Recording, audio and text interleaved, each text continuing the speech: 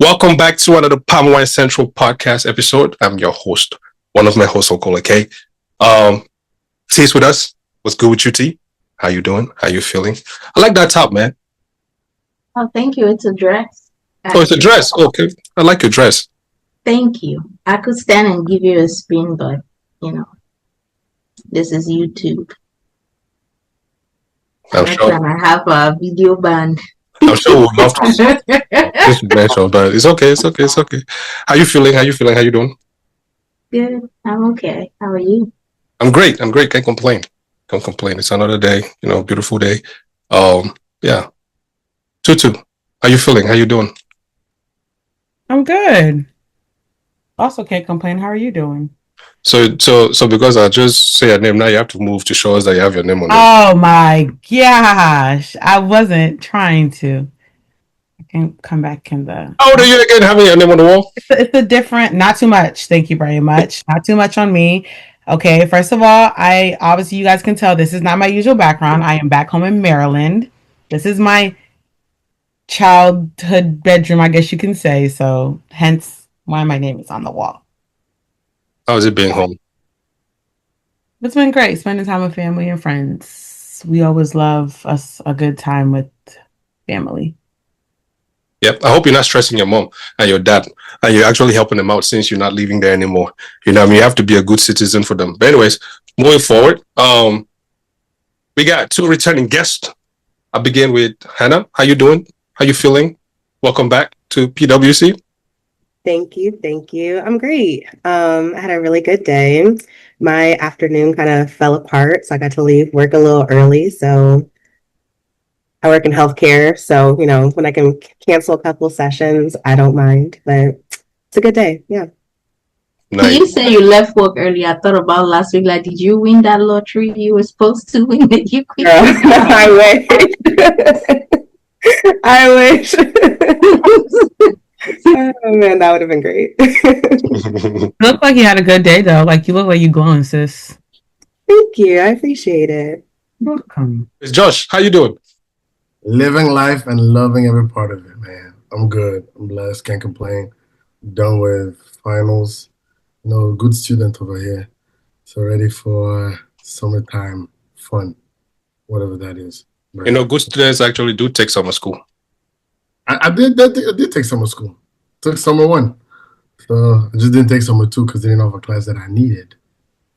So I didn't want to waste government funds on that. I hear you, man. I hear you. That's what's up, man. Keep being a good student. Anyways, let's get right into it. How are you, AK? How was your day? How you do? We go through this every time. Interesting. I said it was great. T asked me this. I said it was great. I asked you. Ask him too. Yeah. I thought it was great already. Well, I did. We did ask, but I thought you were gonna kind of elaborate more detail. But sorry, okay. What kind of detail do you want? No, I'm happy, I'm happy to be here. I'm very excited to be here. I actually look forward to this on Tuesdays, believe it or not. How was your day, AK? My day was because I wanted to be here and I'm here right now. So you just crowned it. I'm great.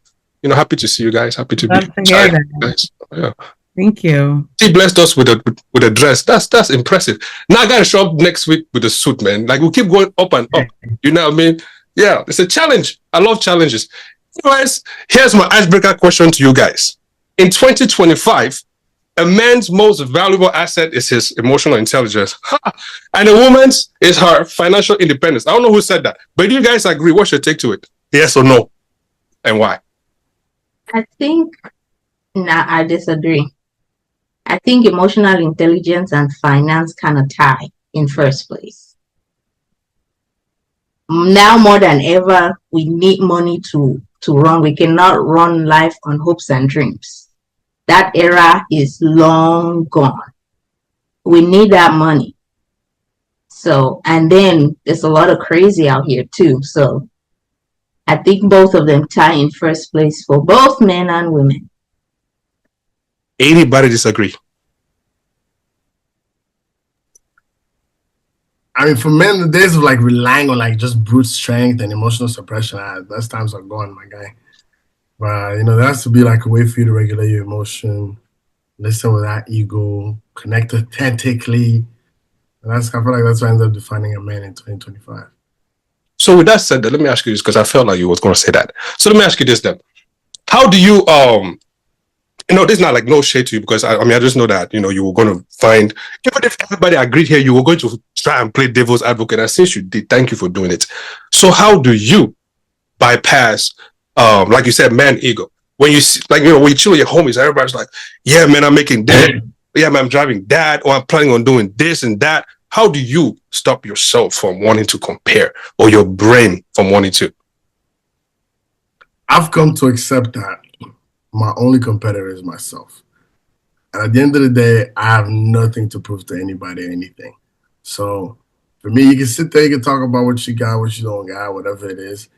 And a lot of times you realize that the people that want to show you what they got or want to brag about what they got, there's something else lacking they're trying to compensate for. So in that same sense, it's like, yeah, good job, do what you gotta do. But I think I'm kind of I've been in this phase where it's just like I don't really care what you think of me. It's been like a bit of a journey to get to that. But then again, I don't know. It doesn't bother me. You can talk about what you want to talk about, but I think the ego thing for me is just your actions should be doing more than just your mouth is doing. That's personal opinion. Okay. All right. Moving forward. Wait. Sorry, ladies. Do anybody have any rebuttal or anything to add to that? Add, subtract? See, looking like you just said a bunch of caca. The face there's no poker face whatsoever. Yeah, because I'm like, are they bragging or are you perceiving it as bragging? Those are two different things. Hello. Because when I was suffering in darkness, you did not see me. Now the Lord has buttered both sides of my bread, and I'm shouting from the rooftop. You are looking as though I'm bragging. But what's wrong with me bragging though? No, there is a way to state your accomplishments and talk about what you've achieved in a way that's not egotistical, which I think that's the whole point when it's talking about the ego part. And a lot of times when I've sat down, you see guys that will try to make that the whole facade, what they have, what they've achieved and whatnot, even when it doesn't pertain to the conversation.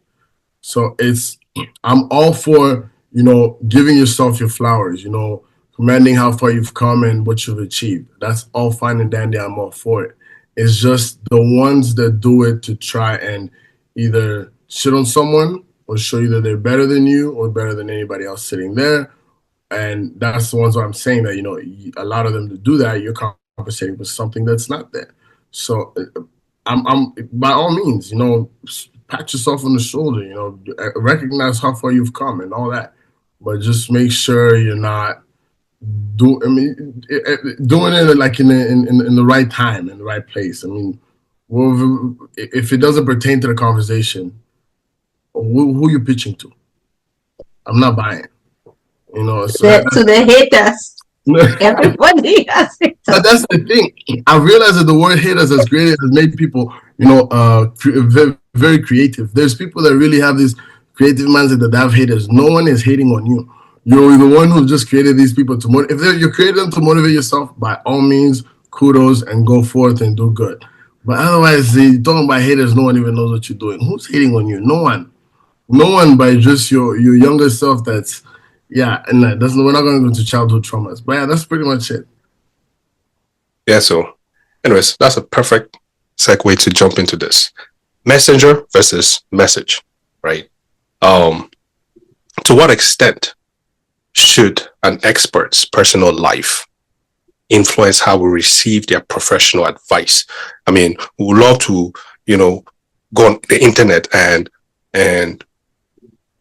find a financial advisor who never went to any got any financial degree or even a financial certificate, right?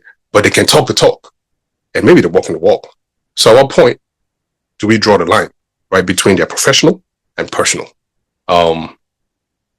Any, meeny, miny, mo. Tutu. Yeah, take this one first. Let's hear what you got. She's so excited to answer. Can you tell? You know what? So you look so excited to answer that one. So excited. Oh my God. Yeah.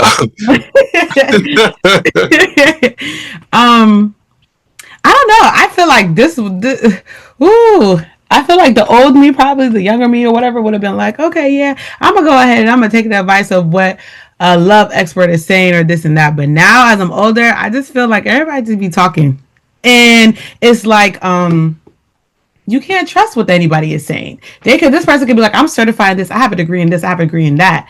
But I feel like to a certain extent is to a certain point, they might know what they're talking about, but I don't know. I feel like some of these people, it gives off like hypocrites. It gives off they're just using the degree or using the certificate that they have to, okay, I can say this and I can talk about what I want to talk. I don't know if you guys remember, I said something like a few recordings ago or something like that, where it was just like the influencers, like you have influencers, right? And then they're like, 1 minute they're talking about how they're like into their religion, and this is not to like bash anybody that's trying to like on their journey with the Lord or anything like that, but like I was saying, like everybody would sit here and be like, okay, I'm starting my journey with the Lord, and then they come and do this all religious, preach, everybody should do this and that, and then the next minute you turn around and it's a whole different thing, you know what I'm saying? So it's like after that I just look at it and I perceive it as like, all right, is it bullshit or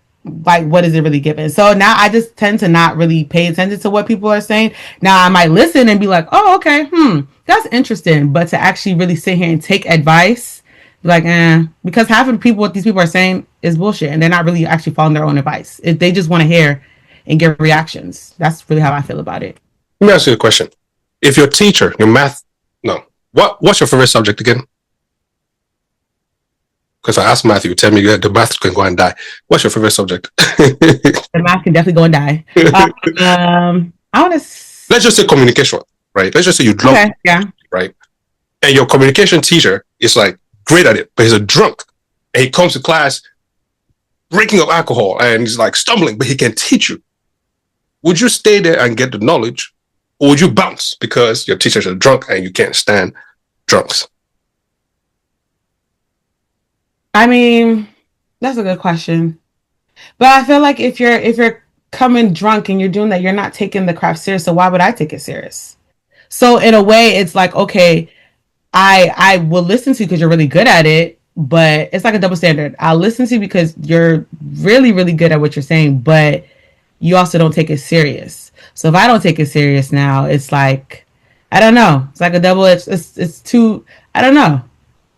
But your teacher they already passed that stage and teaching you. All you need is the knowledge. You don't care about. But if you're giving me the knowledge, but then you're also ending up, you're coming in drunk, and it's like either I can choose to take the knowledge that you're giving me and apply it and be serious about it, or I could take the knowledge and just be like, okay, I'm gonna half-ass it, you know? So I guess it kind of just depends on me, on how I want to take it. But it's like a, you know, it also goes back to a 50-50 thing, because I just feel like somebody that's teaching you something that you want to be knowledgeable about, I feel like if they want to teach and they want to go out and help you be great, they wouldn't come as that. You know what I'm saying? Like it's a type of professionalism that they would show. Yeah. That's just how I feel. Yeah. Hannah, can you take the same question? Like, how much does the cook need to have a perfect kitchen? I think that they need to be at least, I don't want to give a percentage, but they need to be mostly practicing what they preach. I'm not going to take cooking advice from a plumber by trade, you know what I mean? Unless his hobby is, you know, unless he does cooking on the side, right? I think that there, like you said, Tutu, there's a level of professionalism that comes to things. And so when someone is giving a message, like they're kind of taking that authority figure on that type of topic, right? And so I think when you are making a statement from a certain platform, like especially to the masses, I think that you do have a responsibility to believe in what you're saying and trying to give good advice, right? And so in that, how can you be telling me all of these different things, but you're not living the way you're what you're saying, right? So, you know, we look at this, you brought up like religion, right? We can look at this like in the church and different scandals that have come out, like when somebody in the congregation might have an affair, like that's bad, right? But if the preacher, the pastor is doing that, like he holds a level of authority that, you know what I mean? Like you're teaching us to be better and be bigger than the flesh. And here you are succumbing to it. Not saying that that person is also not human, because we all are, we make mistakes. But at the same time, you need to be living what you practice, right? When it comes to financial things, like I'm not going to take finance advice from some homeless guy who doesn't have two pennies to his name, because I don't want to be in that situation that he got into, right? So I'm going to take advice from somebody. Maybe they did have, you know, some failings and a bankruptcy here or there, but if I can see how they overcame that, right, and see, okay, well, I didn't do that, but if I follow the advice that they did after, maybe I too can become, you know, where they are. I just think that there's a level of, you need to be practicing the message that you are preaching. And for people to listen to the message and to receive it, you have to have some level of authority, some level of professionalism to that trade or to whatever message you're speaking on. So yeah, I'm not going to just, it's like, I've been giving a lot of examples, but you know how they say, don't take relationship advice from your single friends, right? It's like, how can you tell me about something that you're not in, that you don't really know what I'm going through. So how can you speak on this? And why would I even listen to what you say? Otherwise, I'm about to be single as well. So Are you shaking the tables there? See, Go ahead. I kind of don't agree with some of what you said, because have you ever heard this saying that those who don't play coach? yeah. Okay. And anybody, a message, to me, a message can come from anybody, whether you're a subject matter expert or whether a message can pass through that person. Now, if we're equating subject matter expert to a message, now that's a whole different scenario that I feel like we're creating. But if we're just talking in terms of a message, then half the things, well, let's start. Half of you should not be going to male gynecologists. Let's start there, because he don't know nothing about being a woman and carrying all that. Your pediatrician should by law have children.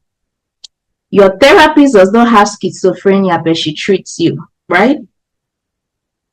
Your coach has never played in the NFL, but he's the one who's taking you guys to the Super Bowl. I will interrupt you though, but I would say, I guess they still have some experience, like when it comes to teachers, or you know, you said gynecologists, right? No, no, he's not a man or a woman, but I guess not to say like he studied the female anatomy, so you know, but you still have some type of stake, I guess, in the claims and the things that you're making. You've done your research, you've learned the same thing. I don't know. I see what you're saying. No, I do understand what you're saying. Yeah. So that's why I'm asking. Like, to me, it's a difference between a message and a subject matter expert. I'm not a parent of 4 children, but there's something I can definitely tell a friend of mine who is a parent that she can take as advice. But I am far from a subject matter expert.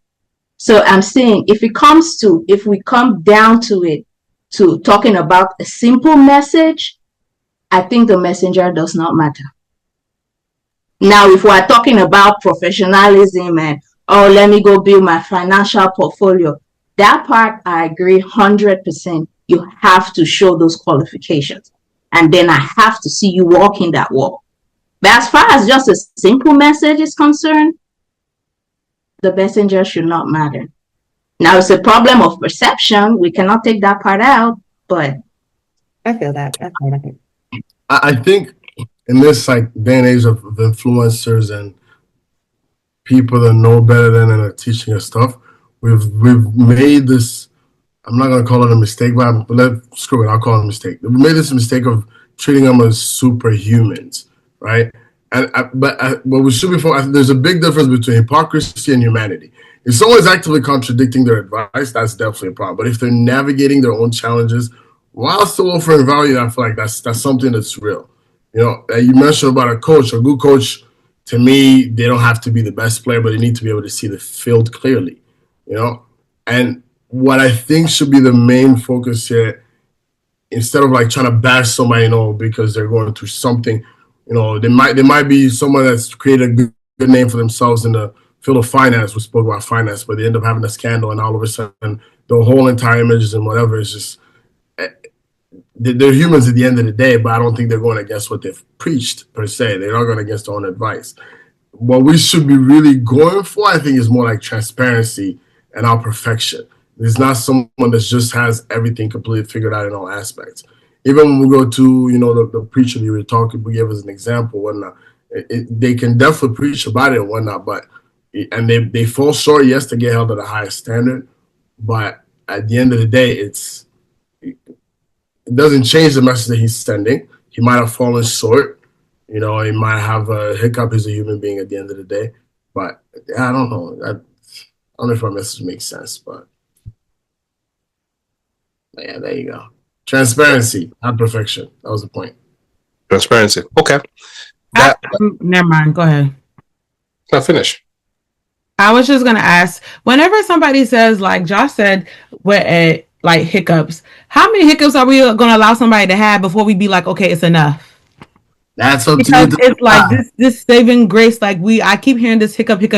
Like, oh, okay, this person. So now if a preacher was to go ahead and do this, or you go ahead and you sleep with somebody that's married in your congregation, this and that. Okay, you have one hiccup. Okay, bam, we forgive. Then you come back again, you go ahead and preach, and then you do something else. How many times are we gonna allow this person?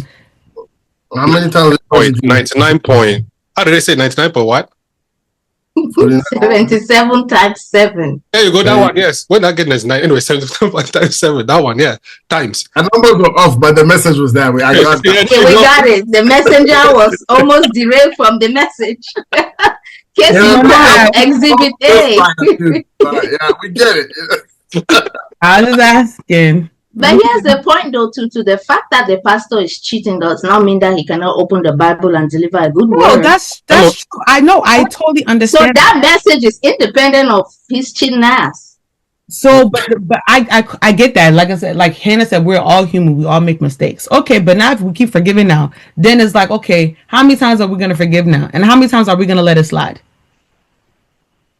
I think then the messenger now the messenger. So should we still not be following this messenger, or what are we doing? I think this goes to the thing that I was talking about. What you can, yes, he can go up there, he can preach about it. But if you're, and yes, you can have your hiccup, fine. But if you're consistently going against what you're preaching yourself, then that's where it becomes an issue. We can say, fine, okay, he fell short, he had a moment of weakness, but my guy, you're gonna have to go to the spiritual gym to make sure you don't keep getting this weak. Because it's like, it can't be just, every day, whap, whap, whap, like, guy. And now it's looking hypocritical because you're not doing anything to try to counteract the weakness that you're having. If you're weak in a certain area, maybe there's steps that you need to take to make sure you don't fall in the same exact scenario. But if you've slept with Tim, Jack, Andrew's wife, then it's a bit of an issue, my boy. It's hiccups happen, but there needs to be some steps that you're taking to not fall into the same thing again. Because now at this point, it's no longer you fell short. You're just ignoring the signs and falling back into the same thing. And it's not following your own advice as a subject spiritual matter expert. If I can put it that way. Yeah. So in that sense, now, would you say that it is a fair assessment to say that as people, maybe someone who, to preserve the integrity of the message, should we have two separate kind of lives, like the one that you probably live in private and the one you maintain to keep the integrity of your message? Should you what? Should you have like two separate lives where you have like a public persona that gives that illusion of, say, keeping let me preserve the integrity of my message, and then have a private life where it's all okay, you can go ham with that. I don't like the word illusion because it sounds like you're deceiving the people. But it could be. But I do believe in on the professional side. Sometimes it's very easy. like when it comes to your personal life, I feel like it's a privilege for people to get to know about what happens in your private life, right? It's not everybody and anybody that gets access to it, and the more you decide, when you blur those lines and all of a sudden, people know about your personal, they know about your professional and whatnot, you should not be surprised when what happens in the private affects what happens in the professional, right? Now, when it comes to like if you keep doing the same thing, other thing I was trying to say, if when the messenger keeps messing up, at some point they're gonna tarnish the message. You'll see cases where, for example, if you let's keep the example of the pastor, you've fallen short a couple of times, maybe you need to step away from the podium for a little bit, okay? Because now you're starting to be a stumbling block for people, and the message is not getting through as well as it should. Same as on the professional side.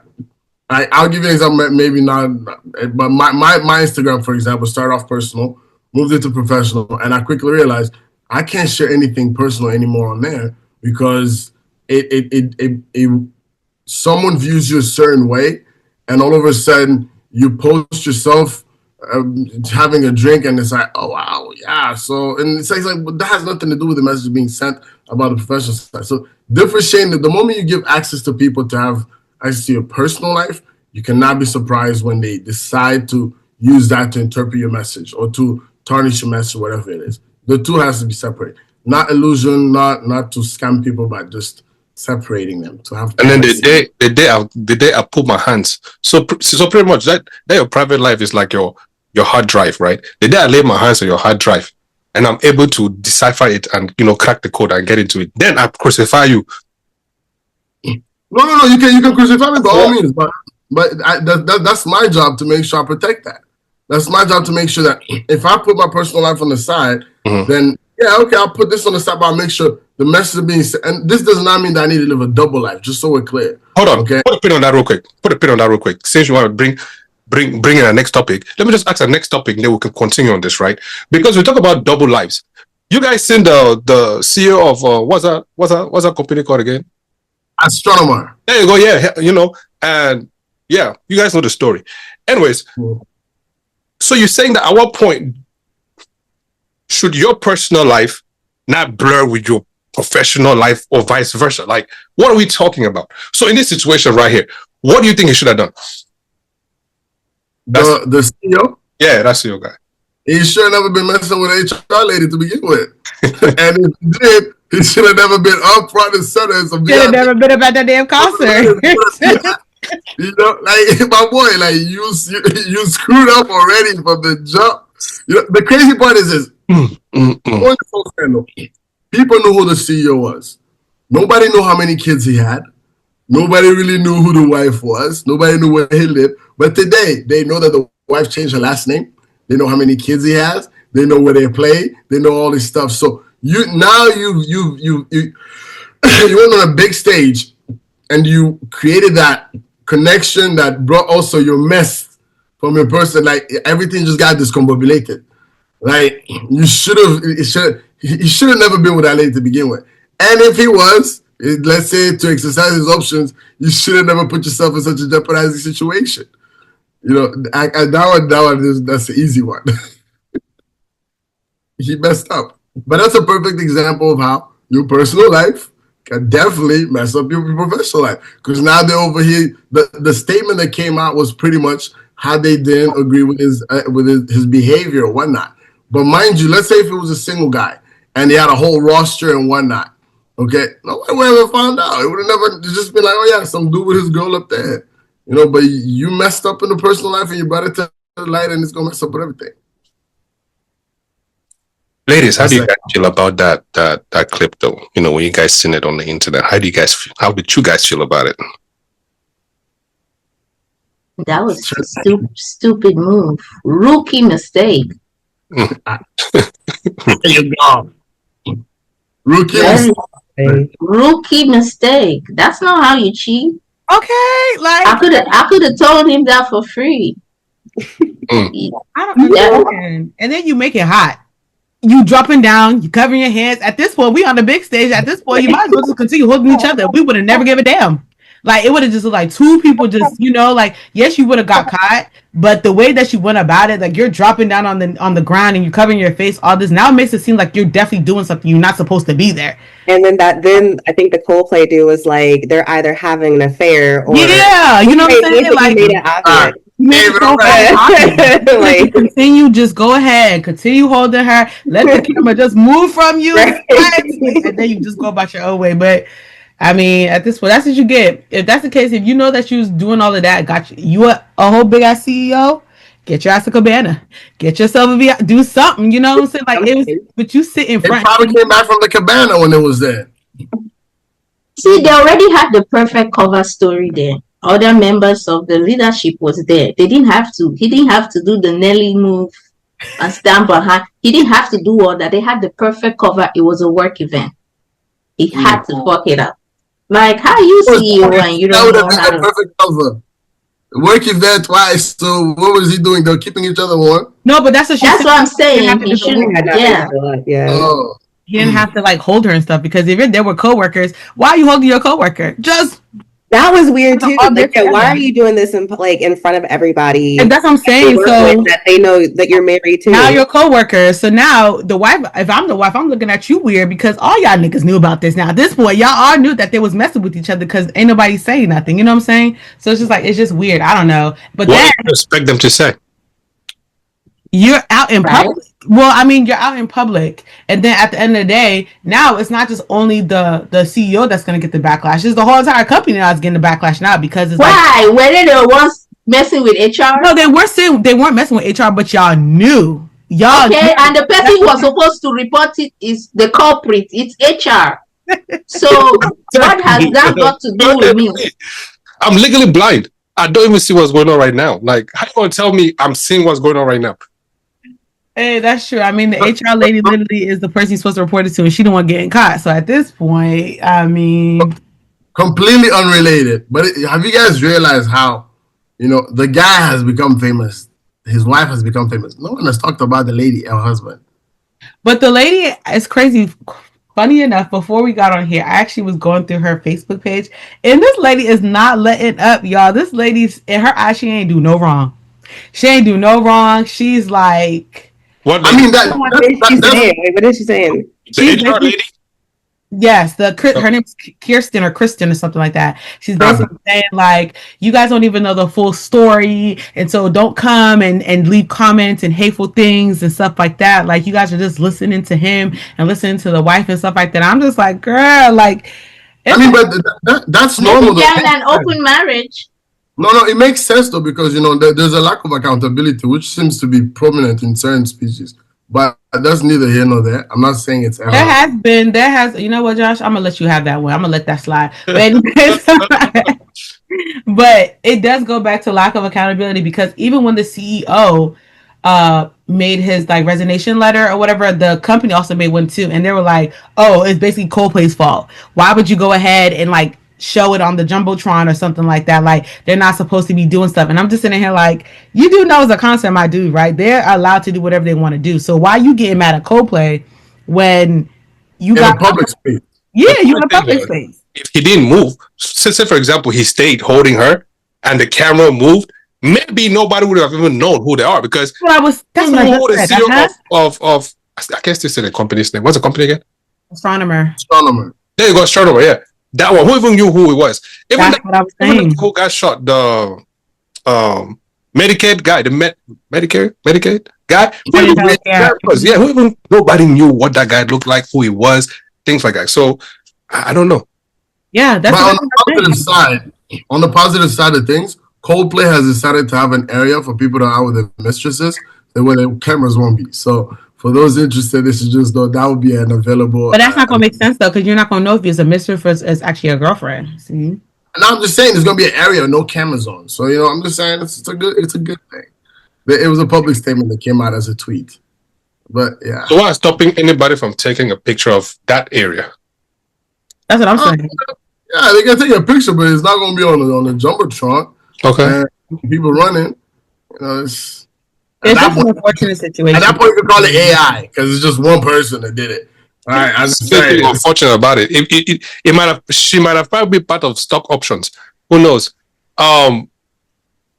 Why did he have to resign and not her? Because he's the face of the company, my friend. Meaning what? The both of them are corporates. In the HR.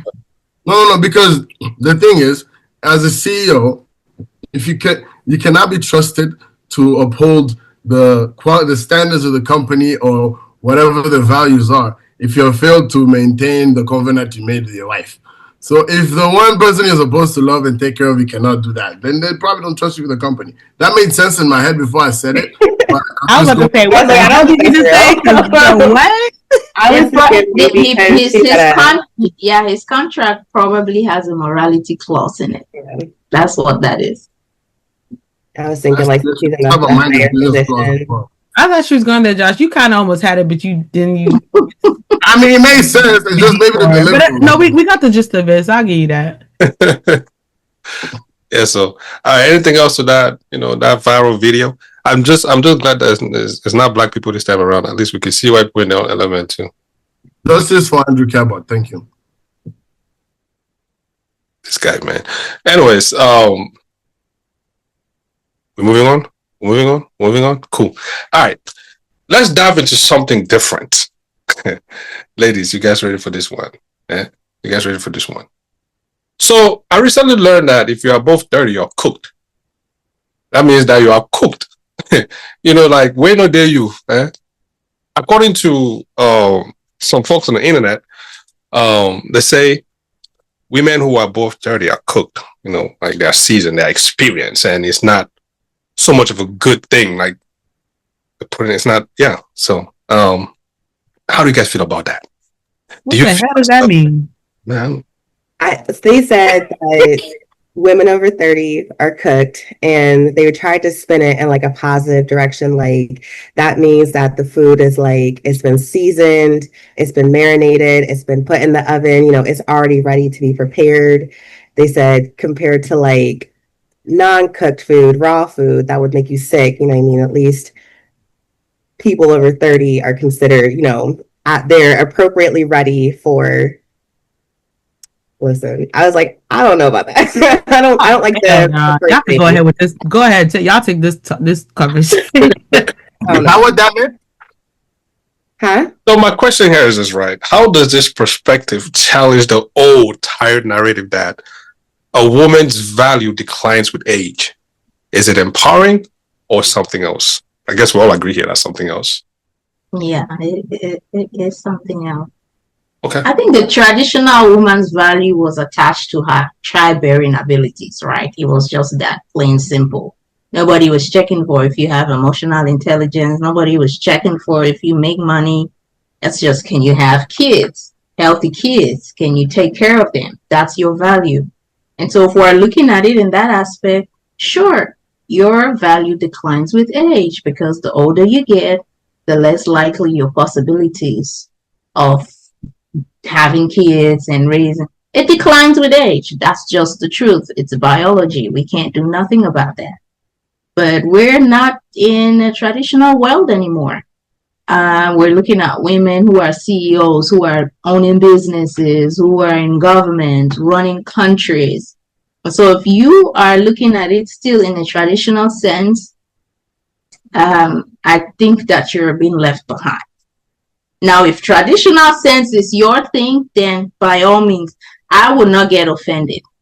If somebody who's traditional saying, declines with age. Well, okay, that's like apples to oranges. What that got to do with 2025? We are seeing a lot of women opting not to even have children. So I'm looking at it in a holistic, from a comprehensive place. Like, okay, are you increasing your value, or what's your EQ like? How are you building up yourself, adding value to yourself, to the people around you? Now, if that's, as you age, if that's declining, then you have bigger problems than valid eggs. Yeah, no, I agree with that. I think especially women in the Black community, we've had to seek out a lot of education. And so I feel like a lot of women right now aren't getting married until their 30s or later in life, and they're not having kids until later in life. And so I don't know, I feel like no, we're people being over 30 is not cooked, first of all.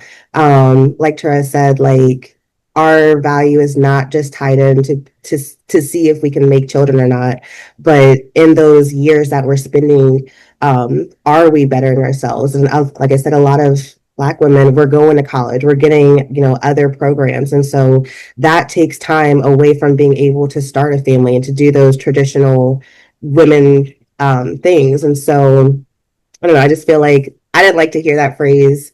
Um, Even when they tried to spin it and tried to make it positive, I was like, I see what you're doing there.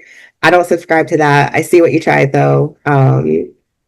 No, and I just saw a clip somewhere that was saying how for the first time in like years, women are having children like up into their 40s, mid 40s and 50s now. So it's like in that respect of the sense too, our childbearing years are lasting longer as well. So where are we declining? I think So you guys are rooting to become Sarah. Listen, I don't Not me. I don't want that. I have my cutoff age. Like, what? Not me. I am I'm not not. saying that I'm not trying to have a kid and be fighting old age. Okay. No, thank you. Got it. Sorry, Josh, continue. Just had to make sure. no, I'm gonna say this whole idea of women over 30 are expired. I don't like that. I think I would say I think they're more seasoned. I say they're more self-aware. They're more intentional. That's my opinion. I think that's attractive. But because the term "cooked," I like the way it can be. They've twisted it up into something, but it can also be turned into this thing of they're used up if not careful. I mean, put aside the whole thing of putting a woman's value in, and that's what T was saying, her ability to give birth or whatnot. There's this thing about growth that you see the woman of that age, and she's in a sense she's curated. It's like life has curated her to be this person there's experience in it. There's some, and unless there's trauma, there tends to be a lot more emotional intelligence, a lot more calculation, and in a sense, it's like depending on the person, this cannot be a blanket statement. You will tend to see women that are just they're tired of the BS. They're ready to just find someone who's willing to be like, listen, let's just go on here. Let's build together. Let's have something productive. Yes, you're going to have some of those that are just still main and shit and blah, blah, blah, or whatever. Like, just go heal, okay? If your daddy issues, go heal again. But those that have done the work and have worked through their traumas, through the issues they have, and have, allowed whatever has happened to shape them into something better and learn from whatever, they seem to be some of the most aware people and some of the best people to kind of build with. So to me, I find it attractive. I mean, maybe I think you do just because maybe you're not thinking with your brain, you're thinking with your third leg. No, like again, like I'm not gonna lie to you. Okay, maybe on one side too, but on the other side, It's your third leg thinking that way, not your brain. On the other side, I'll tell you this, there's like there is a part of me where it just used to be just the physical attraction and whatnot. But there's the other side where like to me it's just my guy, you could be a 10 and go to a -2 in like 0.2 seconds. I've always said this just by opening your mouth. What ends up being more attractive is what they have up here. What they've learned from what they've overcome. How they view life and how they're able to build from that. The ability to not just be like, I just want a man with 6 figures and whatever. You need to cater to me, but rather they want to build together with someone. That version to me is sexier than anything. I'm not gonna lie. It's probably the most attractive thing. And that's why sometimes I'm the guy that will go in the club and just play on my phone because I'm just like, I'm just here for the vibes and inshallah, that's it. The alcohol and the human beings around me, I'm not. So I don't know. It's sexy, bro. I'm just saying. And getting that low at a younger age, it's possible, but it's one of them unicorns too. It's tough, but yeah. But anyways. Have you ever seen like where a woman, she looks, sim, reflects everything, you just mentioned, right? But then the minute you step in, all that gets bundled in one and goes out the window. It's like, oh yeah. She never was doing that for herself anymore. They're called bots. They're good at just portraying nonsense, and then they have a housing. That's what it is. Phone cases. That's what they are. It's nonsense. You almost touched my trauma. Let me just mute. But yeah, those exist. It's nonsense. They come in fully packaged. Yeah, I believe in. I don't know what. And then the moment the door opens, it's like all the things you talked about just went out the window. It's like they're packaged for dating. That's it. They have a trial package for dating, and then once the 7-day trial has passed, there's a paid version, and that one does not match what was advertised. But so now you begin to understand why maybe.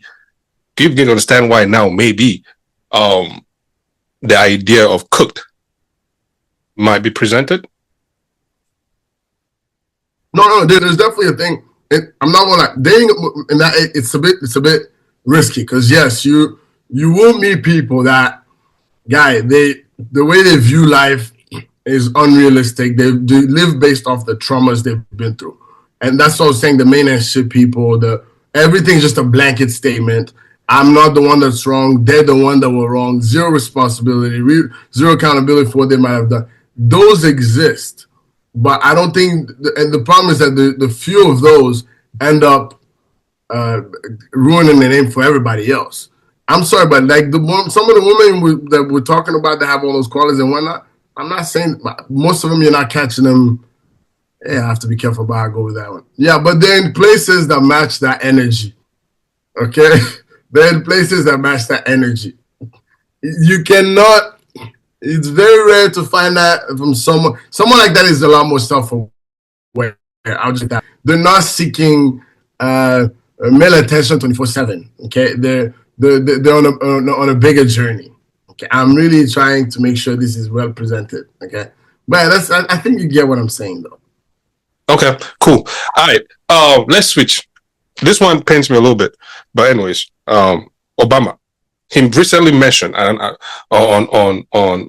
his wife's podcast that every man should have a gay man in their life, and it's just, I don't know. That sounds very bizarre. Like, I don't even know why. What do you guys think about that? You people are the guys. You tell us if you need the gay man. I don't judge. I don't disagree. I have gay friends. No, see, let me put it this way, right? See, I don't disagree that you want to hear from us, but we would like to hear from you guys, being that this is one of my own blanket statements too. I feel as though him, including most of the women, are pushing this agenda. You know what I mean? Him and most of the women are pushing this agenda, and the people who have been pushing it for so long. So, no, we would like to hear from you guys. Why is it so important that we should understand that? Why? Or we should have male gay friends. Why should we? Maybe you guys understand it more than we do. So I don't know. I'm looking for. I don't think y'all have to have, like, nobody's forcing y'all to have a gay friend or anything like that. Now, if you end up coming across somebody that is of that community, then okay, cool. And then you guys mesh, then hey, cool, I guess. But I don't think anybody's forcing. I would never tell my friends, like, oh, you need to have a gay friend or whatever the situation is. I just think it just depends on y'all relationship and bond. Like, if y'all get along, what if you have a coworker and you guys just actually just mesh really well, and then it's just that, I don't know. I don't think anybody needs to force. I have a lot of people that are in that community that I get along with well and stuff like that, but that's never going to be like, oh yeah, it's mandatory for me to have one. Yeah. Are we talking having gay friends or like having someone in your life who has direct influence on you, as in like a role model? That, because those are two different things. I think he meant the second one, having a role model in your life, because he talked about having a teacher that changed his whole perspective on it. Did he say what the perspective was? The change in perspective was? I didn't see that. I only heard it change his perspective. I'm curious to know what about the perspective change? Because it's easy to take those sound bites and say, oh, he is gay. And sometimes it could just be one of those things where someone makes a statement and the race of the person or the gender of the person is irrelevant. You know, those kind of statements where I could have had that information not caring if this person was white, black, or purple. So maybe it's one of those things where the person changed his perspective on things, sure, but the person just happens to be gay. Now, is this a result of this person being gay? Or is this just a result of the person being an awesome human being? Because if you're saying that this person changed your perspective in a certain way and you have to qualify it with the person being gay, now I start looking at it like, is it in terms of sexuality? Because he was a whole professor. It could have just been based on his academic intelligence. Now you just throw the gay in there. Now you have everybody thrown off. It's like, which was it? Because the only thing there that for me that would separate that professor from any other professor that can be a figure in somebody's life is that this one was gay. So tell us, was it sexual or in terms of sexual orientation, open-mindedness, or was it academic in how you view the world? I would like to know that. I guess speaking to that, T, I feel like I would like to know too if it's in the like what the context was, because in that time period, like there weren't minorities, right? Or people who were different. And so Obama himself was a minority, like wherever he was growing up. And so maybe in having a gay teacher or somebody who was different than everybody else, like maybe that's the aspect that changed his perspective. So maybe again, it's not so much about the fact that that person was gay, but just that they were this minority that Obama could connect with. I didn't listen to the clip, and I don't know what the soundbite like. Okay, I got y'all. But okay. Obama encouraged men to have gay friends to teach their boys empathy and to be role models. Basically, saying that's one thing that's one of the things that I think a lot of times boys need is not just exposure to one guy, one dad. No matter how good the dad is, he can't be everything, and that boy may need somebody to give the boy some perspective. So basically, teaching empathy. Obama shared how one of his favorite professors in college was openly gay and would call him out for saying stuff that was ignorant when he first started his class. The ex-president argued that men needed LGBTQ friends to model kindness and empathy and to be a role model to their own kids who may come out as gay or non-binary. Binary, sorry. So basically just showing empathy and kindness. And by the way, you need to have that person in your friend group so that if you then have a boy who is gay or whatever, they have somebody they can go to. So basically just creating a community, I guess, and just teaching, yeah. So I should keep it open for my son to be gay. Okay. No. I don't think he's necessarily saying, oh, just in case. Yeah, he's saying it's like you saying that like if you're gonna bring a kid from the hospital, you buy car seats, you build a crib, you make a nursery, right? You prepare for those things that the child would need. So in anticipation that your child would join that community, start building those rapports now so that those people can be in their life to show them. Like what happened to the mother teaching empathy? What happened to the other people in their lives teaching kindness? Why does it have to be that? And I have nothing against anybody's sexuality or thing, but that's one of the problems that I feel like inclusivity has brought. So right. I think inclusivity is just okay, I accept you're gay. Good. I don't get to disrespect who you attracted to. Stay over there. I stay over here. Now coming to start forcing us to start having role models and building rapport. To me, that's not inclusivity. Why are we forcing people on people? I don't necessarily think it's a force thing. But go ahead, Josh. Go. I don't think this should be okay when it comes to the kids having like introducing a get uncle in the left, whatever, maybe that one out, I don't know. But to me, what I took it out is like I feel like men have, and maybe this most people might not agree with, but as men having gay friends gives you a bit of a window into their like lived experiences. And I feel like that's kind of what Tutu was also reading. And and a lot of times the discrimination they face, the fear of coming out, the struggle to feel accepted. But hearing this, like when you get to hear the stories like firsthand, there's a level of empathy and understanding that it will build that you might not otherwise have. So because if one day your child comes to you, you know, and they're dealing with their own identity issues, or you don't want to be the parent that's reacting from ignorance or fear. Okay, because at the end of the day, you're not gonna. I'm sorry, for me, knock on wood, maybe mine is not, but I also want. I don't want them to feel like I'm not gonna disown them. They're still mine. I'm gonna love them, you know. But having been exposed to like the humanity behind the journey, it kind of helps you just show up with a little bit more love and not judgment per se. Okay, because you're gonna see cases where men, because of what their idea is or what they've seen or whatnot, it's either demons or it's this, and you're condemning this person. Like it's to help you understand, if anything. And sometimes the child might come to you dealing with those identity issues or whatnot, and your understanding, the empathy that you have, or the love that you show with that, without having judgment, might lead them on the right path. You know, whereas you coming in and just being the typical African parents that whatever the stereotype fits, you end up leading them more towards just them being saying, "Get screw this nigga, I'm being rebellious. Let me go see how them rainbows taste." You know, and that's what it might just be. You know, so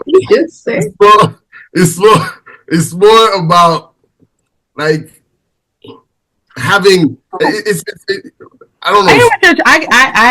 I kind of understand what you're saying. Like for me, how I see it, I'm not saying that, oh, I'm just gonna go ahead and just have a gay friend or a gay guy here just in case my child decides that dad wants it. I think what I'm taking as like how I'm perceiving it is like if somebody has like a gay friend or if a guy have a gay friend, yes, you're a guy. We always have this conversation where guys are meant to be masculine. Guys are meant to be tough. Guys are meant to be this. If you don't have somebody that is living an alternative lifestyle, whatever the situation is, obviously they're much softer. They're much like, so you have that person that's there to kind of like, I don't know, maybe like not soften that person up, but also like it's okay to be vulnerable or it's okay to show a softer side. If y'all see what if y'all get them understanding. I get that. What I'm saying. But so like go ahead. I feel like a non-gay man can still show a softer side too, though. But that's true. But what is the probability of a non-gay man doing that, though? They're the ones that are emotionally intelligent. You know, the ones that can, you know what I mean? And how often do we see that? And how often do we see that? Wait, are we assuming because gay men wear skirts and no, I'm not saying, but they're more vulnerable? It's not even that, because if that's the case, you could sit here and be like, well, that's what a woman is for. A woman is soft and vulnerable. No, I'm going off of what you said, where you say, what are the probabilities for a straight man? Well, what are the probabilities for a gay man too? But I'm saying, but she was talking about this, like if I even forgot because you guys are even confusing me again stuff. But at this point, I feel like as if we always talk about this, the masculinity about a man being soft or being vulnerable and this and that. How many men do we know that are gonna sit here and just be open? Yes, there's a few men that go ahead and be open to tell us, oh, I'm feeling this way, or I'm emotional, like, you know, emotional intelligence, or tell us about how they're feeling, things like that. But how many? What do you want to do with it in the first place? What do you want to do with it? What do you mean? What do you want to do with it in the first place? What do you want to do with it? Wait.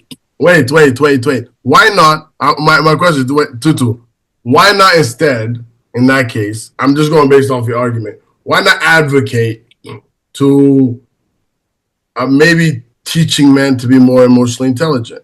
Why not advocate so they can be better fathers and more emotionally available father figures for their kids? Why not advocate for that? Okay, that could work. That could work too. I don't know. I just feel like as if this is given like I don't know. To me, when it comes to, I'm all for. If there's one thing I've accepted, I completely do not understand the rainbow community, and I've accepted that. But I do respect them, and I believe that they deserve every right as a human being okay? And they should go pursue happiness as much as they want. Where I draw the line is when we start putting youngins with that. At this point, for me, it's like, okay,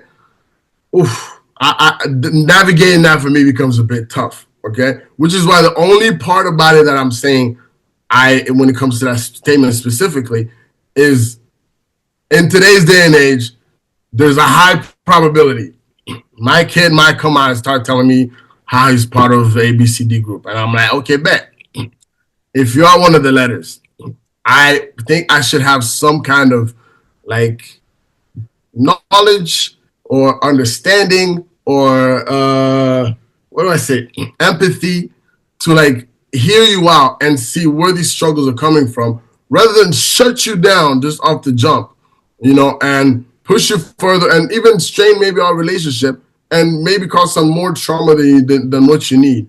But being emotionally intelligent to do that, because I can put it, because you can be emotionally intelligent and all that, but if you can't if you don't see the humanity side of it, because I'm not gonna lie, I know people that kind of have demonized the whole community as a whole. These people are demonic, they have issues and whatnot, and they won't even interact with them, sit next to them or whatnot.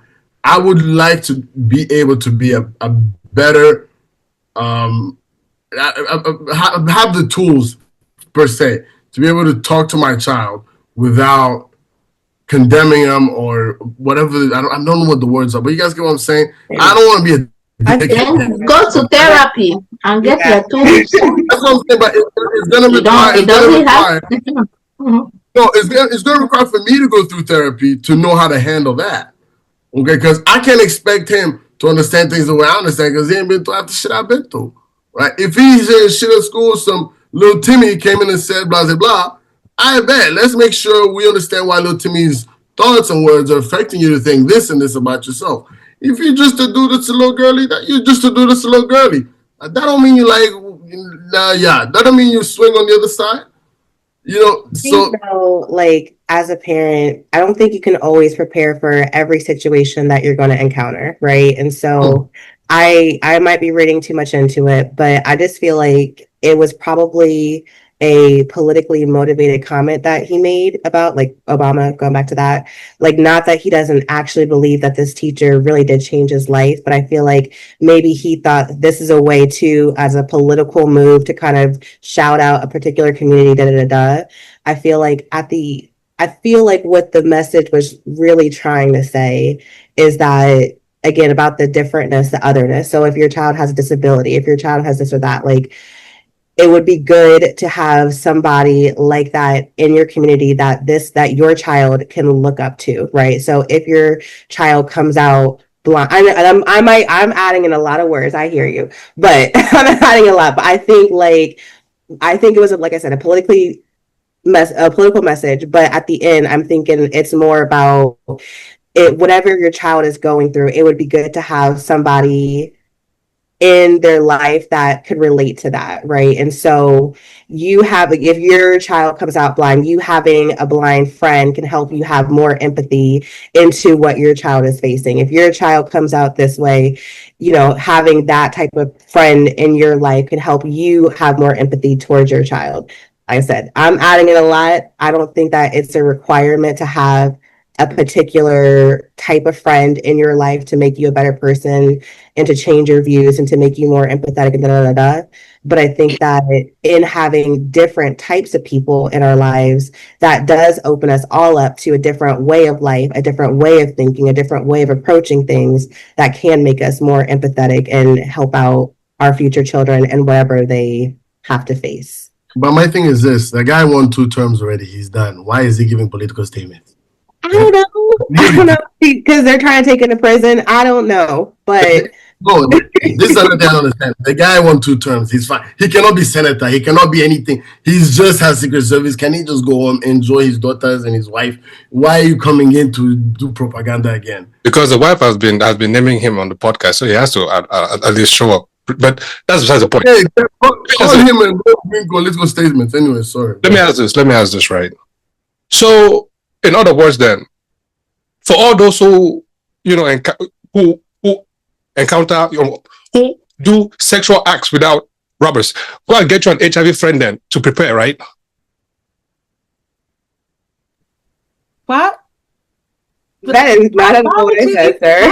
I don't know how we jumped there.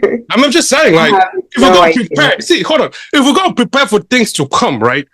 Just like that, because, I mean, my brain is mapping things. So I'm just mapping that to that. How am I wrong for saying that? Can somebody tell me? One, I said that if you whatever your child comes out with, I'm thinking that what he meant is it's nice to have somebody in your life that your child can relate to who has that. It's nice to have somebody in your life who's also going through that, so that you also know how much drugs cost, what they go through.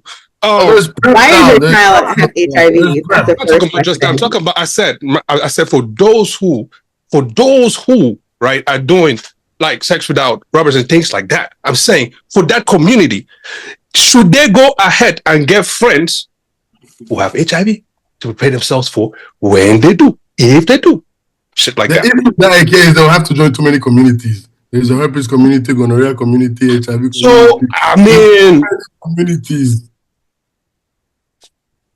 I mean, if there's an STD movement going on there, I guess that might be the thing then, yeah. Oh, maybe it's that app that Tutu was talking about. I mean, T. you know what? That is the same thing. T is for people who are going through the same thing. It's a support group. So at the end of the day, variety is the spice of life. You know, I kind of get everyone's point, but I think, you know what, maybe I changed my stand a little bit in the sense that it doesn't help to know diverse people. I wouldn't just stick to someone with a different alternate sexual orientation. I just think knowing a diverse people is a plus, always is. Not just gay people. That's what I'm saying. There's more than gay, by the way. Gay is just a G. Anyways, man. Yeah, I mean, we you have coworkers, you have friends, you have brothers and sisters in Christ, you know, who are of the alphabet community, you know, and they are all hardworking people in society. You know, they're part of our society. We love them, we appreciate them, and yeah, you know, we too, I got friends like that. I'm just saying, when it comes to the little ones who you have to shower them, you have to tell them what to do. Come on, man, what are we talking about? Anyways, let's leave that one and we'll move on to the next. All I'm just saying is, when the time comes, I don't want nobody complaining that. All right, let's talk about bad habits. I guess one of my own is talking about the alphabet people. I'll change one day, y'all. Don't worry. But let's talk about bad habits. It could be procrastination, people pleasing, perfectionism, you know, things like that. So looking at our list, what's one bad habit you think, if broken, will have the most profound positive impact in your life, in one's life, and why? No, let's do in your life. So, yeah, let's go back to Tutu. Let's go back to you. Oh, me? No, ladies and gentlemen. Saying alphabet people. That could be one, actually. That could be one. Like I said, I mentioned that before. But I think my own would be procrastination, you know, and time management. Let me put those two together, procrastination and time management. You know, funny enough, I actually wake up at like 4 or 5 a.m., you know, and I say I'm making it to work by 8 a.m., but sometimes I end up making it at 10. Like, make it make sense. You know what I mean? So it's like that timeline is just like really off. And sometimes I look at like the things I do in between. It's bizarre, man. Like, why don't I make it time? So mine will be, yeah, time management and perfection. Procrastination. I don't try to perfect nothing. What are you doing in that time? Huh? Oh, you wake up 4 hours before work. How do you make it there at 10? 2 hours late. What do you Yeah, that's do? what I'm saying, man. Like, I listen to a lot of podcasts, you know. Sometimes I gotta listen to your problems too, you know. So Guy. JK, just play. But I don't know, man. It's something about going around and around in circles, you know, just going around and around in circles. I'll do this, go do that, go do this, or just avoiding trying to. Let me not say this out loud, but you get the point. Yeah. All right, that's my own. Who's next? I think everybody. I mean, the more I'm realizing, I feel like everybody deals with the same thing at the end of the day when it comes to. I mean, there might be some. I'm sorry, superhuman person out there that doesn't procrastinate. But as the people I've seen around me, are frequent, I feel like the time management and procrastination seems to be a thing. You'll be surprised, man. We have some people in this group who manage that time, like, bro, like they don't skip a beat. And they don't have an issue with, like, at no point do they feel like, oh my god, I could have managed my time better or whatever, whoever's voice that is. I don't know. Anyways, they're not perfect. They're not perfect. Nobody's perfect. I'm just saying that, bro. Like, when you see some people manage time, you stand there, you scratch your chin, like, hey, yeah, you feel really good. Like, you feel really, yeah. But anyways, that's my. What's your one? Mine would be, God, if I could just figure out how to get rid of this doom scrolling, the things I would achieve in life, man. My screen time, I tried even to do the thing where it limits me, and it started annoying me to the point where I just got rid of it. I was like, who are you to control me? Like, I pay my own phone bill. Like, nobody's out here paying my bills. I can do what I want. But if I can manage that, and also, I don't know if it's called, there's this like thing where I get in where it's just like, I start being too harsh on myself, and I feel like, oh, you should be doing better. You could have done better at this. And then when it becomes too much, I'm just like, well, fuck everything anyway. Just everything's going to shit. Might as well just let it go to shit. So, and then I go back to doom scrolling. And then after that, I'll go take a cold shower and I'll be fine. Like on day 2, though. That's like after 2 days laying in bed. It's called deflating. Work in progress. Yeah. Yeah, baby steps. We get that. See, what's wrong? Shoot. Let's play a game. Don't use the one that's already used. What? Shoot, I was actually gonna say that because I feel like I never was a procrastinator, but I've fallen into that habit lately a lot, which is weird. You put things off for a half hour later? Yeah, or more like in the realm of never. Oh, no. Like yeah, and it's more recent. I hope it's a phase that will pass. I know it's a consequence of something that it's a symptom, but hopefully that passes. But that's one thing that if I can get rid of, I think might make my life better. What do you think is causing at this moment? Oh, I know. It's private. Oh, okay. We'll have a private therapy session after. We can. You want to put me in my cosplay jumbotron, huh? Yeah, that would be a perfect example. Me doing therapy would be a perfect example of what we talked about earlier. This cook would be, no, it wouldn't work. That's funny. Another one? See? Another one. Well, at perfectionism. Okay. Cool. All right. Might as well just go to 2 then. Wait, again, is that a bad thing, perfectionism? It can be bad, bro. It can be very bad, bro. It can be annoying, actually. Annoyingly bad. Matter of fact, it could be stupidly bad where you want to chop the person's head off. Okay, relax. Are you related, Kenny?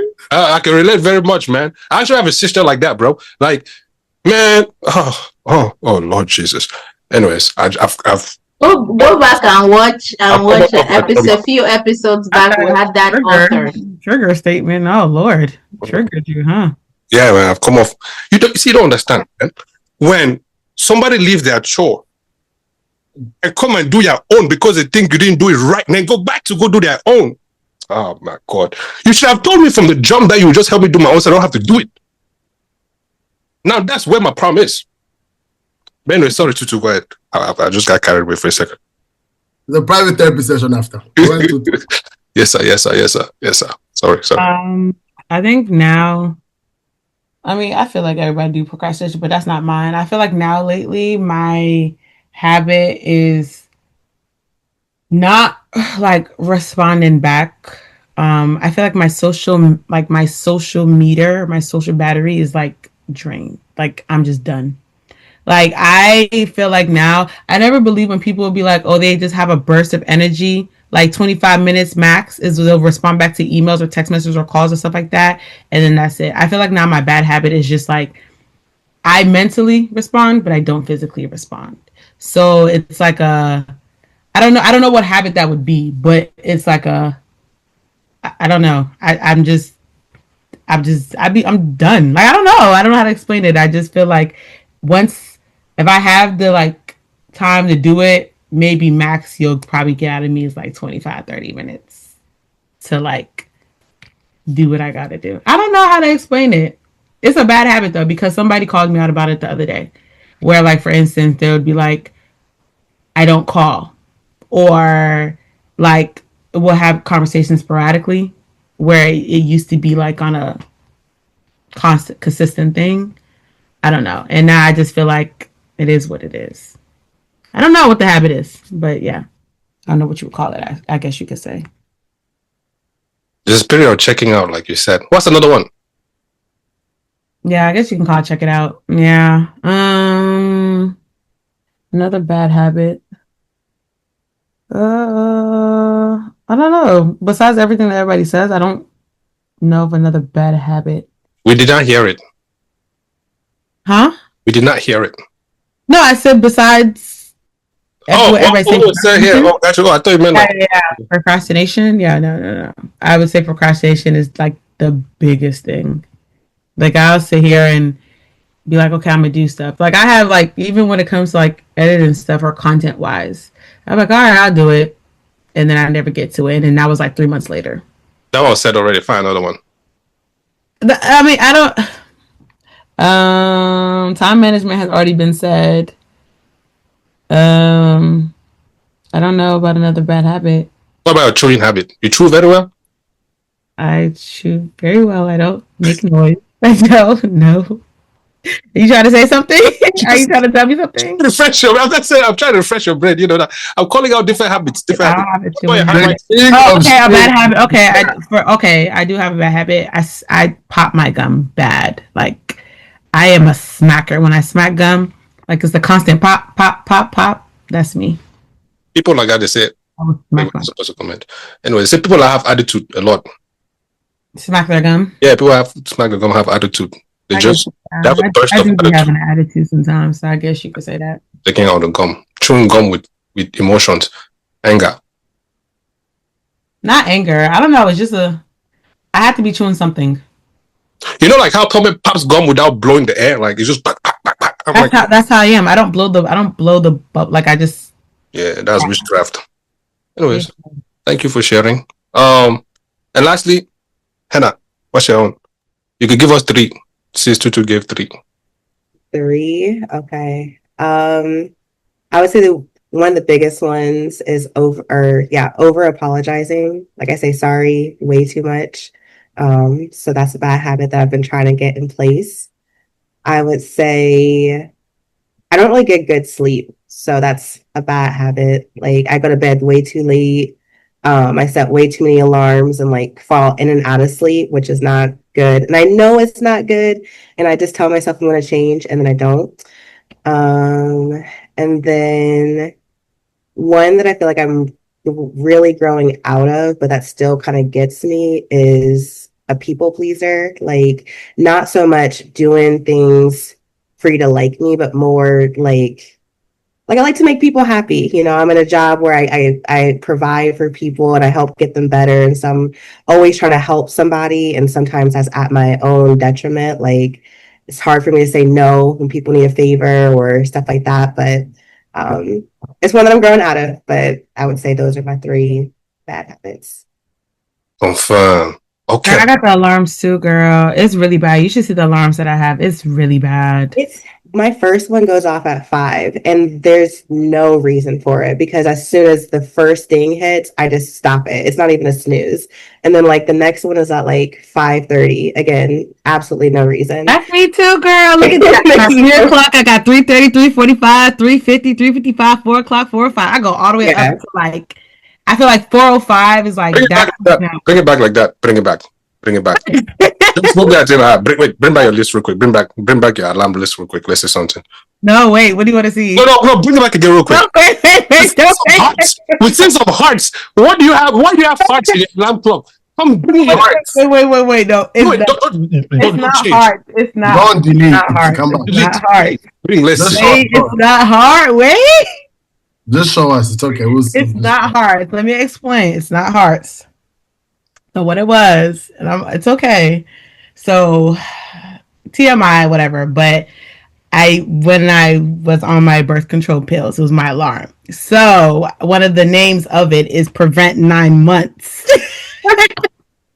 So I never changed the name. I just always changed the time. So yeah, that's what it was. Yeah. Oh, gotcha. Okay, cool. Look at y'all trying to expose me out here. Okay.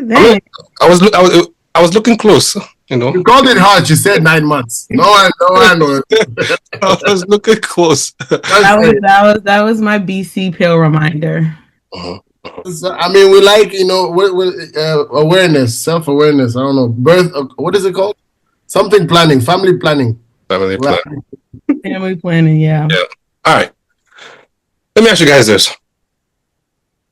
And let's use our critical thinking for this one, and for the next two questions. We often mistaken using big words or knowing random facts for intelligence. In a world drowning in data, how do we cultivate genuine wisdom, which is about insight, empathy, as we were talking earlier, applying knowledge, instead of just collecting random facts or trivial information. Who's my number one scholar? Hannah, I guess, take this one first. Then T, you can follow. I'm not a scholar. You trying to say I'm not a scholar? I don't want to have another one for you. It's not about you. I don't even answer. I don't even know the question that you've. I didn't even understand the question you're saying, so it's fine. It's okay. Go ahead, Hannah. I think when mentoring, I think that's my short answer. How about that? Just mentoring others, not in a boastful way, not in a way to use those big words or just to collect random facts, but what is something that we can actually share with, whether it's our friends, family members, or people that we don't know. How can we be useful to others? And so I think that that's a way to cultivate actual intelligence. And they say, when you teach it to somebody else, that's how you really know it yourself. So mentoring. I think there's this saying something about pudding and taste. I cannot remember it. Does anyone remember there's something of the taste of the pudding is in the something? The proof is in the pudding. Yes. Oh, I don't know where I got taste from. But yeah, that I feel like the evidence of anything is in its fruit. And so you can know all these big words and all these random facts, but if you are not bearing the fruit of all of that, it's useless to me. That's how I see it. Even all these things, it's the same thing now with people where I'm in therapy like a badge. Like that's supposed to make you a good person. It doesn't. It's not a badge of honor. We go around gathering all these tools, and there's something I hate hearing when someone say, "Oh, I understand, girl. I'm an empath." There's nothing I hate hearing more than that. Because if you are an empath, you don't have to sing it with every sentence. I would know. Empath. Say what now? What do you mean? What's that? What's an empath? That people say, "Oh, I feel what you feel." Like I feel a lot for people, and I'm an empath. I don't want to hear it. Show me. Let me see it. You cannot say you are an empath and you consistently show up late. You cannot say you are an empath and you're talking over people. Are you really an empath though? So I say that to say, know all the random facts, know how much an ant weighs when it's pregnant, get all these degrees in the world, but if I'm not seeing some kind of fruit coming out of all that, you're wasting your time. You're not wise at all. You're not. Solomon showed us in the Bible, right? He did incredible things, made wonderful decisions. He was by no means perfect, but we saw the fruit of that wisdom and knowledge that he supposedly asked from God, right? So if I don't see fruit, miss me with all that. Okay now. Okay now. All right, Tutu, here's your turn. You and Josh. Ladies first, I guess. We were just talking about wisdom, right? And the key part of wisdom is how we disagree. You know, you like disagreement, so this is good for you. Yeah. So, in your personal or public life, how do you engage with views you oppose to constructively without letting your ego shut down the conversation? Let's make it fun. Let's make it fun. Instead of talking about it now, talk about the you 5 years prior to today and the you today.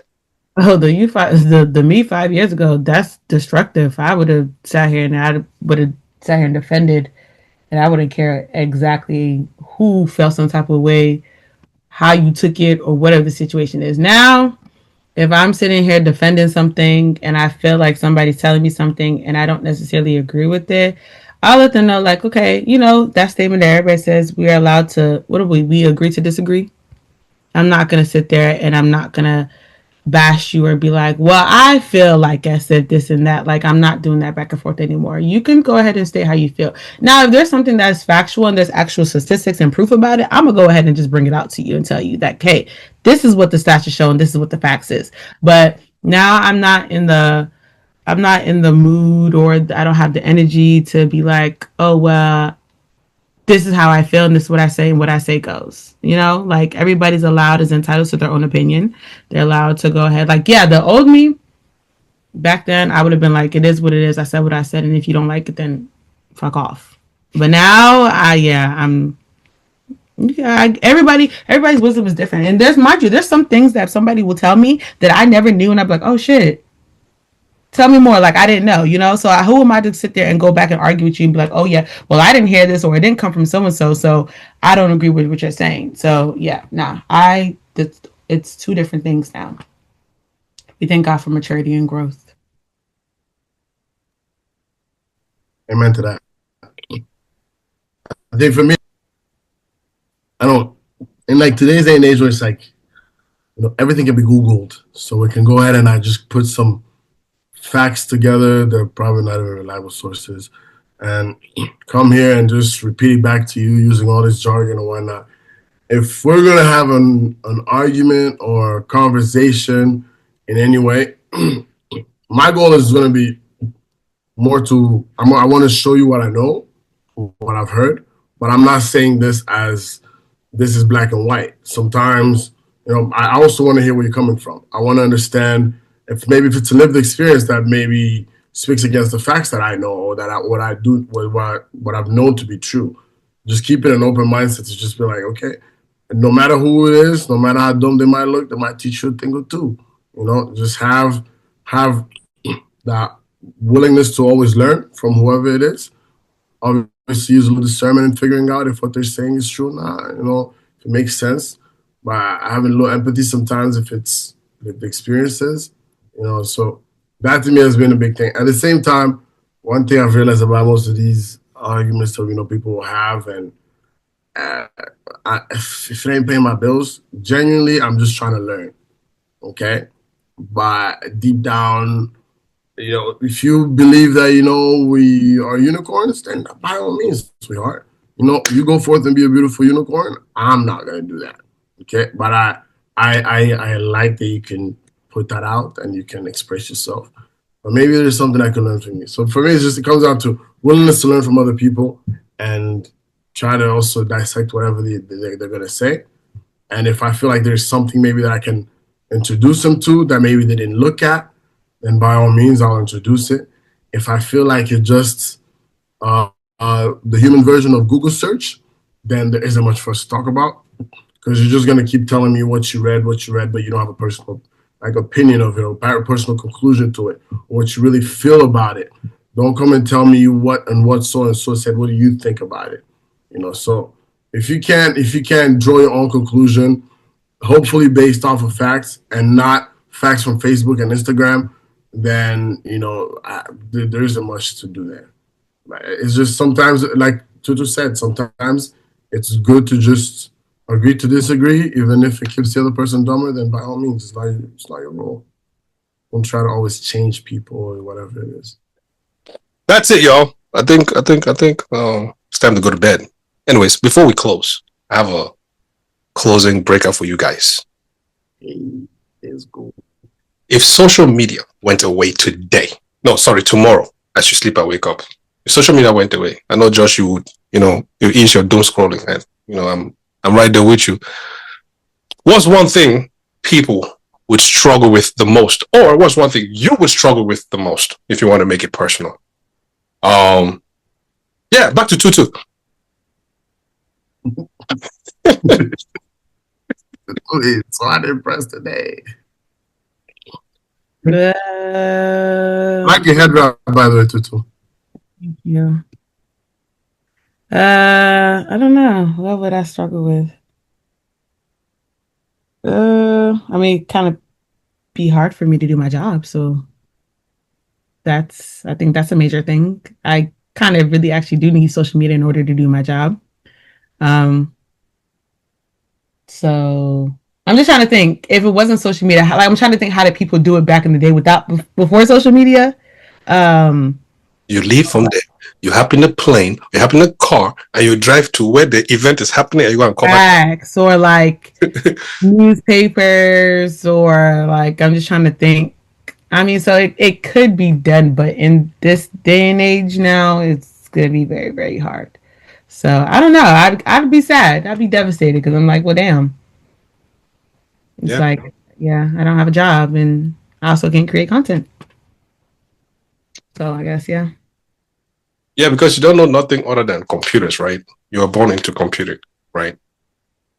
Yeah. I mean, before that, we had typewriters. I learned how to use a typewriter. Oh, I learned how to use a typewriter. My daddy made me learn how to use that. So that was that. And then, like, before, like, when we did math, what is it called? It's not a calculator. Before we used the calculator, we didn't have calculator. When we didn't have calculators, we had to do like actually write it down on a piece of paper and stuff like that. Like, I seen a post about somebody the other day, was like, these kids nowadays will never know how we had to do a rough draft and a final draft, and we had to write it out. That, yeah. So it's just, that just all goes back as it's playing in my head. But I mean, I think it'd be done. I think if social media also wasn't here, I think a lot would change in the world. Like, people would actually go out and do stuff rather than just like, kids nowadays, they be on their iPads. There's iPad babies out here. Like, we used to play outside till the street lights came out, doing fun things like that, playing in dirt and stuff. So yeah, I'd be sad. What was one thing? What was one, what? No, I was going to ask that. What's 12 times 12? Don't do me like that.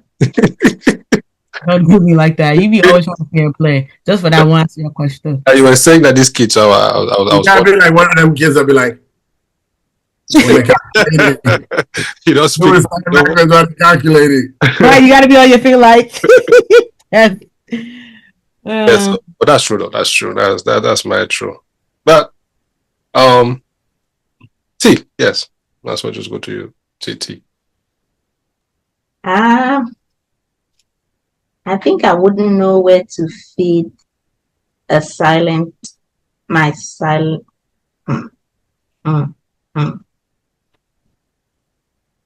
I remember when y'all came for me that one time when I was, No, I'm wondering if I should say it, because he will go and clip it. That's what he will go and put on. No, I'm not going to clip that to say it. I'm not going to clip that to. Don't worry. I think what I will struggle with the most is social media affords me the ability to be judgmental in the comfort of my home in silence. And so if that goes away, I wouldn't know where to put that. Now, I'm not the person who would judge people to their faces, but you put that thing out there that, there's sometimes you keep some habits or, the other side of you at bay, You don't feed the beast. Social media affords me that ability to feed the beast every now and then without getting into trouble. So that way I save it and not have to use it in real life.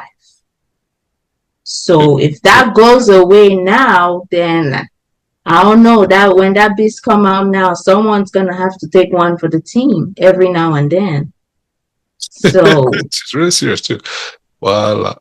yeah, Good one. I be I be on the judging the hell out of people's lives. Can you give us an example? Oh, plenty. I've judged everyone on here for Yeah, something. me give just one. Me like one, for example. No, I'll say this. That was the whole point of it being in the privacy I know, I know. of my home. I'm just I pushing my think luck. to unleash the beast right now. It's not gonna work.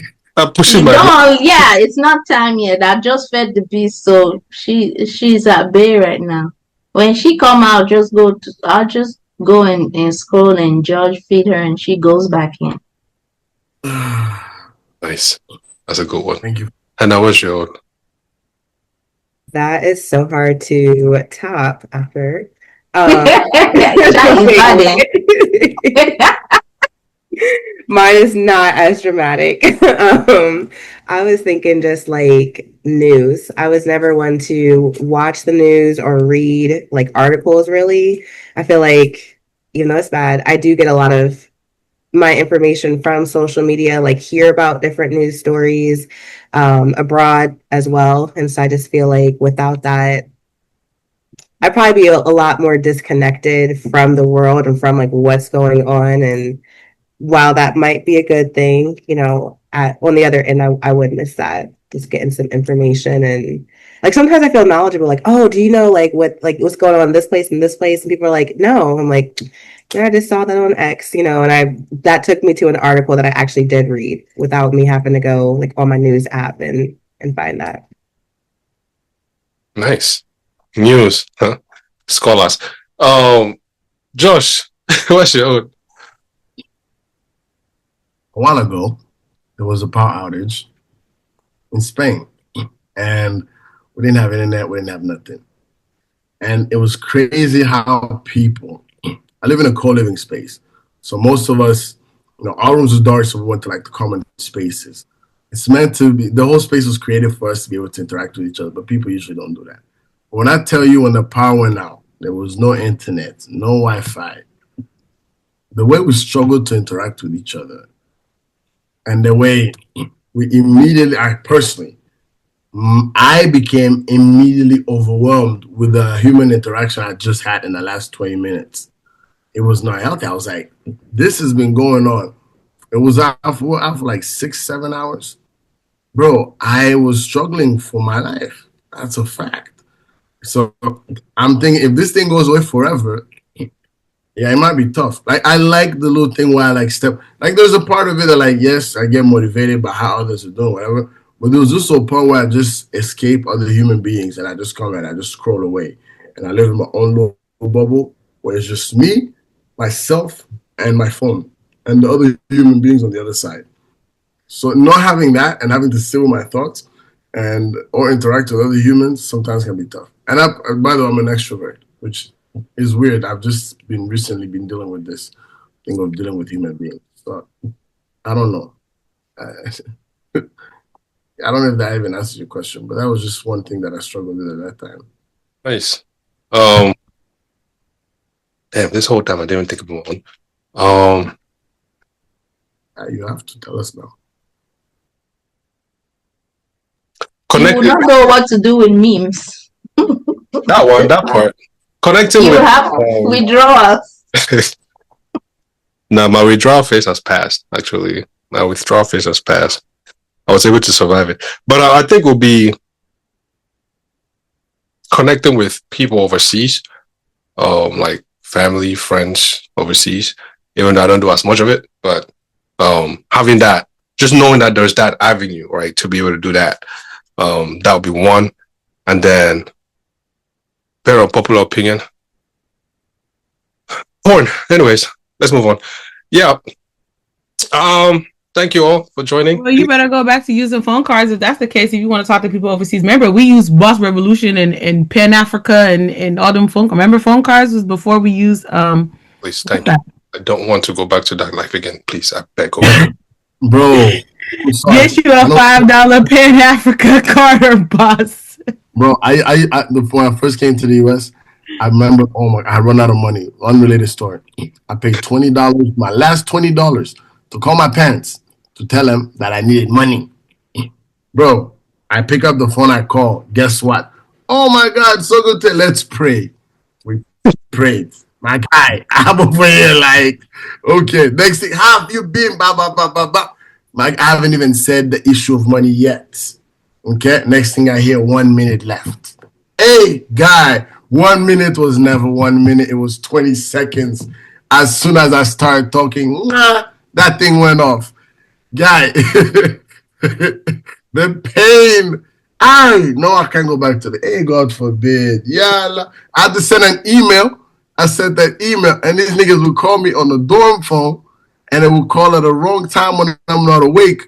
So, I mean, when I'm in class. So I'd have to send another email to tell them that the time they call me, they need to add 3 hours to that so I can be out of class. Bro, anyways, you just raised a lot of trauma. Let's move on. We're grateful for technology improvement. You gotta remove the stack of calling cards from your pocket. And you have to, and it has a marker on it that says $1.50, 75 cents, $3 left. Have you ever removed it? Facts. So I don't want to go back to that lifestyle. I remember them days. I remember them things. Oh, I remember them, and it was a payphone. God forbid you get this lady that's on there wants to talk forever because she got them senior people cards. Anyways, I don't even know there was those on. The pain to that thing really is when you dial the number. It actually rings and then goes. And it cuts off. Yeah, then it cuts off. But you know, anytime it rings, you know it takes off the minutes off that thing too. So you start with $5, and by the time you that 2 rings, you at $1 already. Yeah. And now we're out here paying $40 for a minute calling. Y'all remember having to wait till 9 p.m. to call for free? Anyways, when you had T-Mobile, you had T-Mobile, but you had the text messages and stuff like that. Mm-hmm. Pay per text message. Pay per text message. Remember AOL? You had the AOL. You had all that stuff. You had Hotmail. You had the chat rooms. The chat rooms. Yes. Yeah. All of that stuff. But look at society now, technology. I got a couple of beatings for being in the chat rooms. I'm not gonna hold you. From who? My daddy. Because I was not supposed to be in the chat rooms. How did he catch you? Man, I don't know how, but that man was sneaky as hell. Just snuck up on me. And I was on the computer. I was just talking to you. So who you talking to? How old is it exactly? I had to have been like 15, 16. I had no business in the chat rooms. Mm-hmm. Being grown. I feel you. I was on MySpace when I was like 12. I was half Venezuelan. Doing your tops, yeah. Top fives. I said that was an open relationship. Had no idea what that meant. Like, my mom found that, told my whole family. It's still a running joke, but yeah, all of that. High five. I had high five too. High five. You had Facebook. You had Black Planet. You had all of them things. Yeah. Who didn't have a BlackBerry? Show of hands. I hated Blackberries. I was a Razor babe. I was a Razor. Give me a Razor. So you guys are BBM lifestyle. Oh man. Anyway, we met when we were BBM. Yeah. Anyway, y'all are bougie. Y'all is giving bougie bros. Bougie. Give me. I had a sidekick. One thing about me, I'm gonna flip that sidekick. I'm gonna flip that phone. Sidekick. I have both, the brown and blue. I couldn't decide. I have both. But anyways, man, thank you guys. I really appreciate you guys' inputs today.